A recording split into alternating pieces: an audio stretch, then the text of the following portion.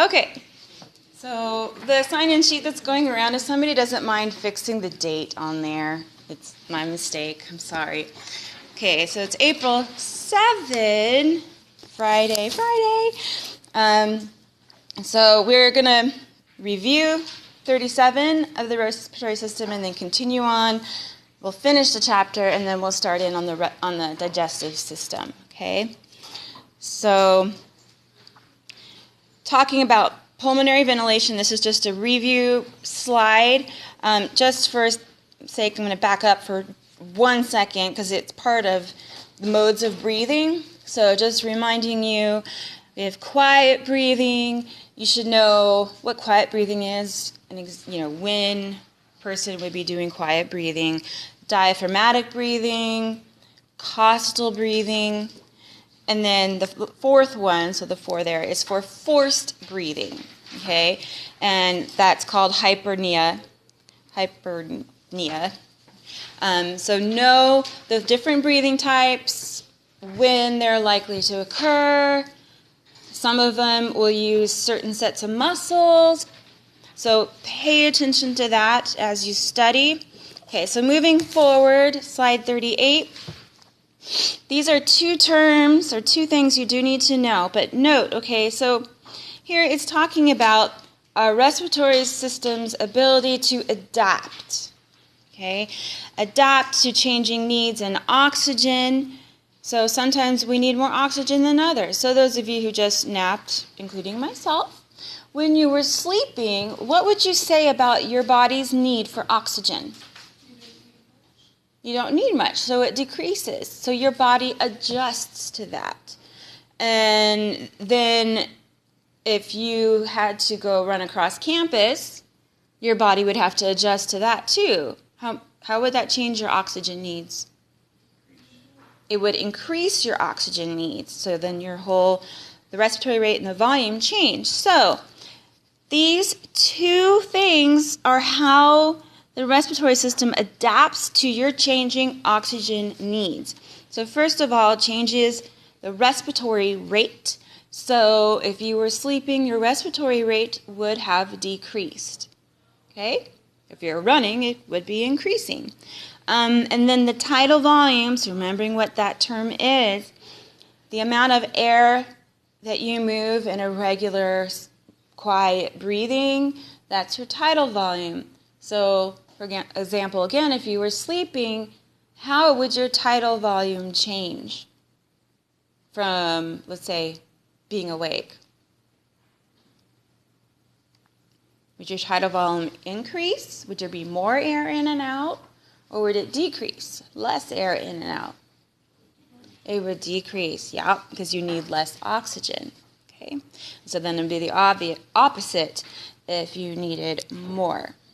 Okay, I told this morning's class that we are not going to worry about these terms. We did it in lab. We're going to just move past that. And this slide is just like this picture we had in our lab manual. So I just want to go over very quickly a couple of these terms, just reminding you how we tested those in lab with our spirometers. So resting tidal volume, this is, remember, just quiet breathing. Most of you are doing quiet breathing right now, and so just a small amount in and out. So that's about 500 milliliters of air. So it's not actually very much. Do you remember how we did the expiratory reserve volume with the spirometers in lab?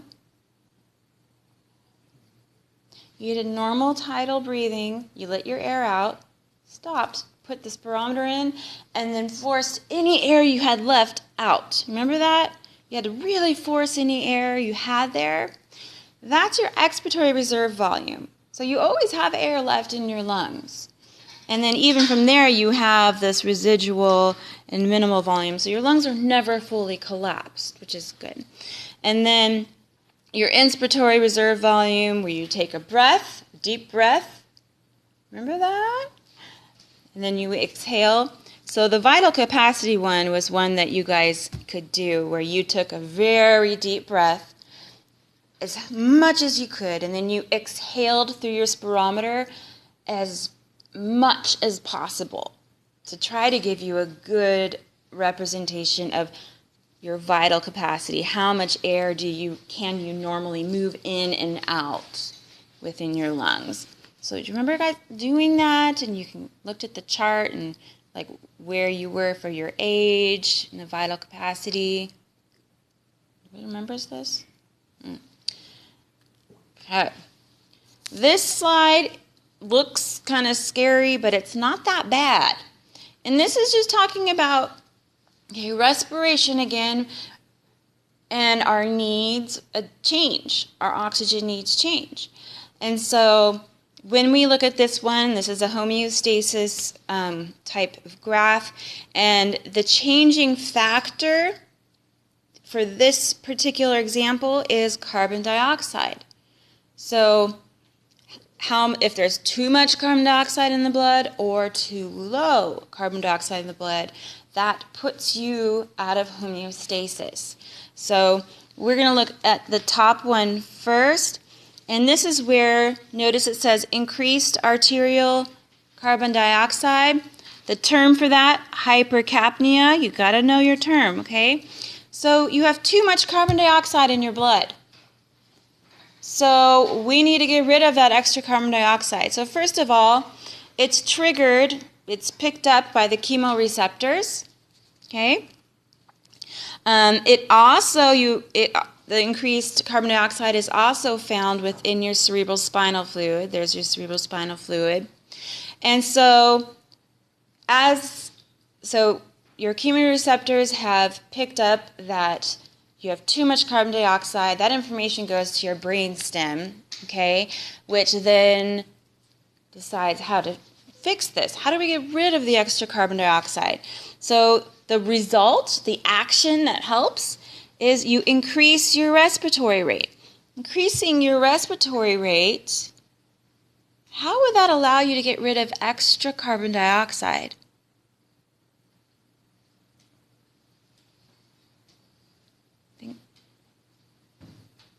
You guys are just too tired? You breathe out carbon dioxide. Yeah, you breathe out carbon dioxide. So if you increase your respiratory rate, it helps you get more oxygen as well, but it allows you to exhale, get rid of that excess carbon dioxide, okay? Which is what we want to do to get back to homeostasis.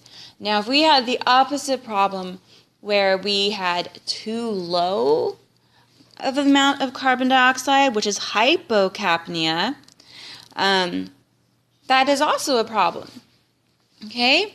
And so it is also the chemoreceptors, they basically what happens, so you also have decreased amount in your cerebral spinal fluid. And so you don't need your chemoreceptor to say, okay, we need to increase our respiratory rate. No, they're actually inhibited.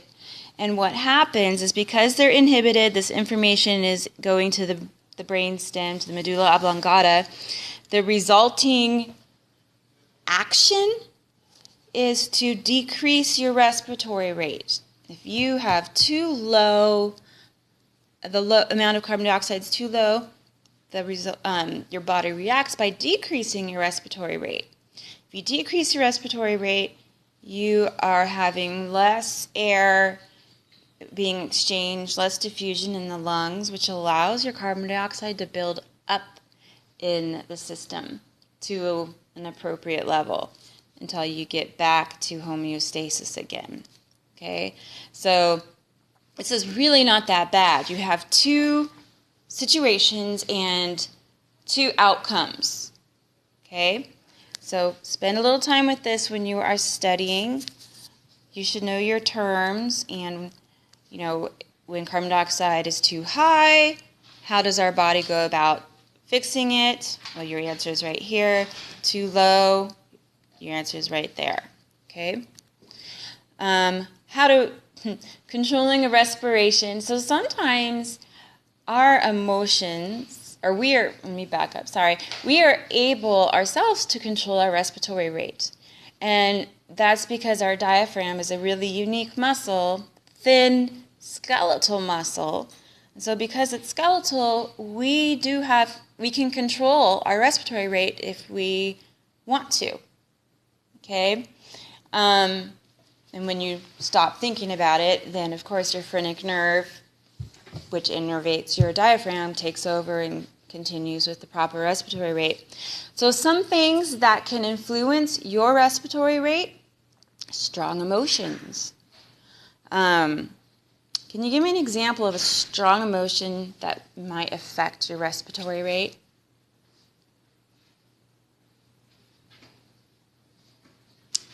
How about this? Okay, let's say, okay, cool. Let's say you have a crush on somebody, okay? Like a deep, harbored crush. You really think, this is mostly ladies in here, so you really think this guy is awesomeness. And when you see him, your respiratory rate would increase because you're excited, or you have these emotions. Or another example, which is not so exciting: what if your girlfriend just broke up with you?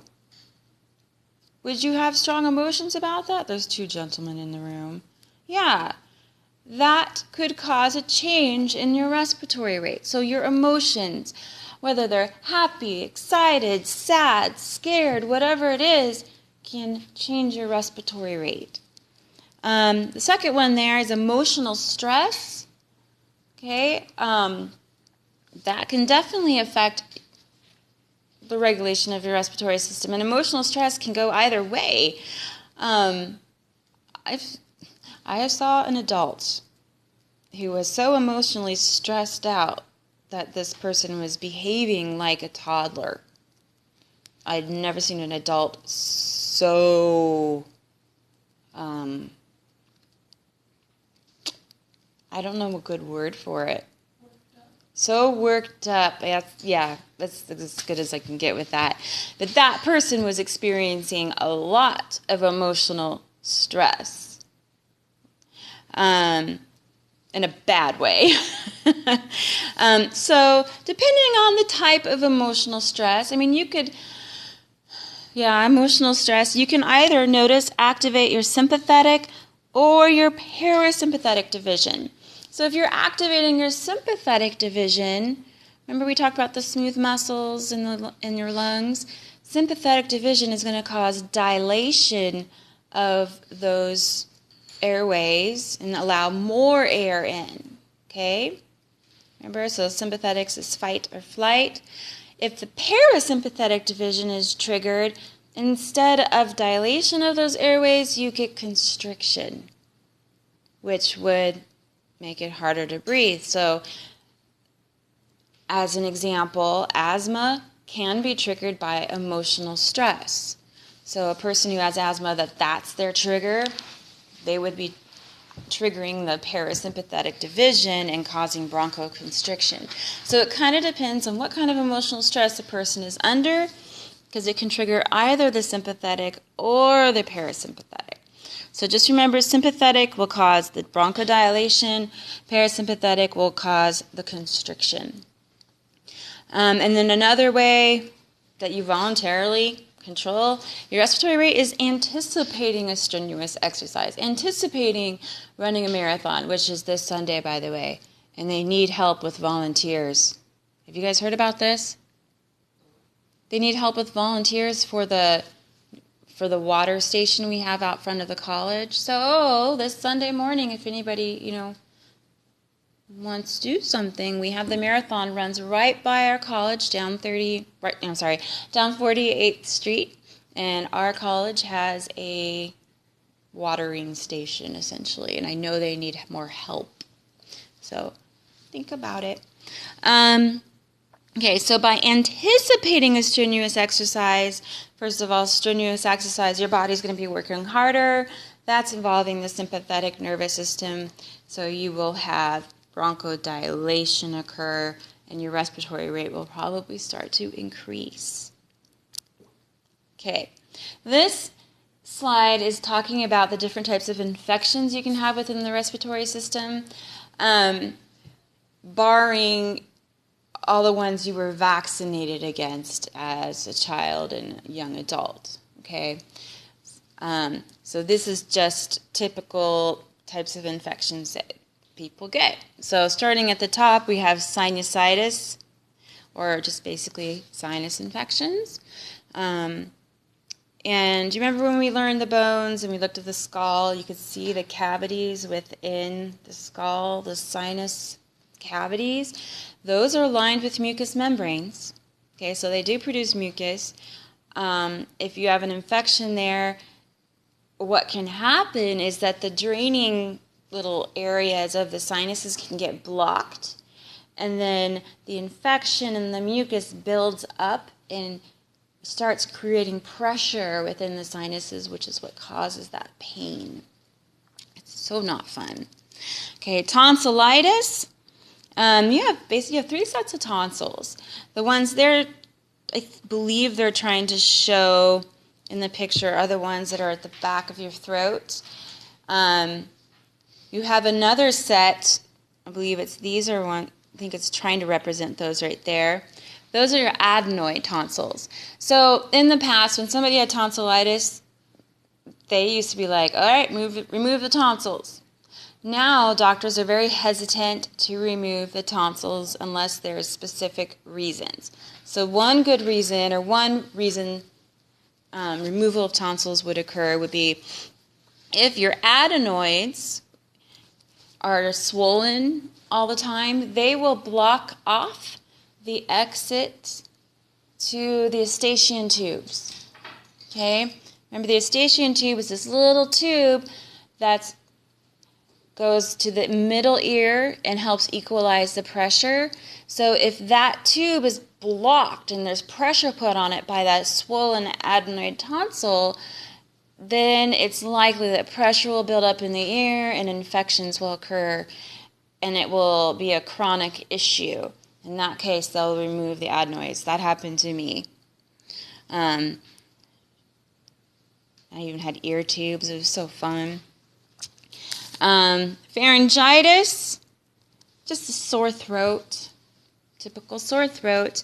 Laryngitis is an infection that is within the larynx itself, and so remember your vocal cords are in there as well, and so someone who suffers from laryngitis is not going to be able to talk very well, if at all, because the infection is there and it makes it very difficult to talk.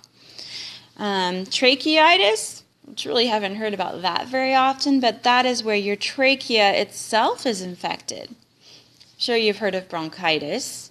That is where the bronchioles, the bronchi are infected, inflamed, producing excess mucus and yucky stuff. You can get an infection of the bronchioles, so the smaller little tree branches, but the worst infection you don't want to get is pneumonia. And so pneumonia is where your lungs start filling with fluid. The alveoli fill with fluid. And if it's filled with fluid, gas exchange can't occur. And so it can severely limit your ability to breathe. And if this infection is not treated, it's serious. Okay? So pneumonia is an infection of the lung, and you have a lot of fluid building up within that, and the fluid just basically blocks any gas exchange occurring. So if you have a large amount of fluid in your lungs, the ability to breathe is going to be very restricted. Okay, last slide for this chapter, effects of aging on the respiratory system. Just a couple quick examples. And this is in general, elasticity decreases everywhere in your body, unfortunately. But in your lungs, your lungs over time slowly become less elastic. That means the amount of air you're going to be able to breathe in and out is going to decrease over time. So yes, it will lower your vital capacity, how much air you can breathe in and out, because let's say, your alveoli have elastic tissue, but over time, if they lose their elasticity, they're not going to be able to inflate as big, and so there's less air overall that you can bring in. Gas exchange still occurs, but it's just not as elastic. You can't get as much air in there. Arthritic changes, so with age, people can develop arthritis, and if it's affecting the bones in the thoracic cavity, like the vertebra and the ribs, even the sternum and clavicle, anything that has to do with breathing, if those are affected by arthritis, breathing becomes painful and it can restrict the movement of your chest because it hurts. And so that will limit the amount of air you can breathe in and out as well. Then lastly, emphysema. This is usually affecting older individuals and most often people who smoke. And this also kind of has to do with losing elasticity. There's a helicopter out there. You're losing functional area of your lungs. Like, I don't know how to describe this very well. So if someone has smoked for their whole life, for example, you're going to be building up scar tissue. The lungs are going to lose their elasticity even more than just what naturally occurs with age. And there's less surface area for people to breathe. So typically someone who has emphysema, they may be on oxygen. You will hear them coughing a lot. They have breathing problems. No fun. Sorry, this is the last slide. This is something I have used in quizzes and exams in the past, just the actual graph, and asking you to interpret what the graph says. Okay? And so this is just looking at your respiratory performance and then age. So as we age, how does that affect our respiratory performance? Well, the blue line represents somebody who's never smoked before, versus the red line is someone who's a regular smoker. So what kind of statement can you make looking at this graph?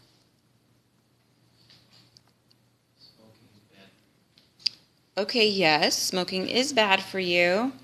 Can we make it a little more specific? Does the red line reaches the death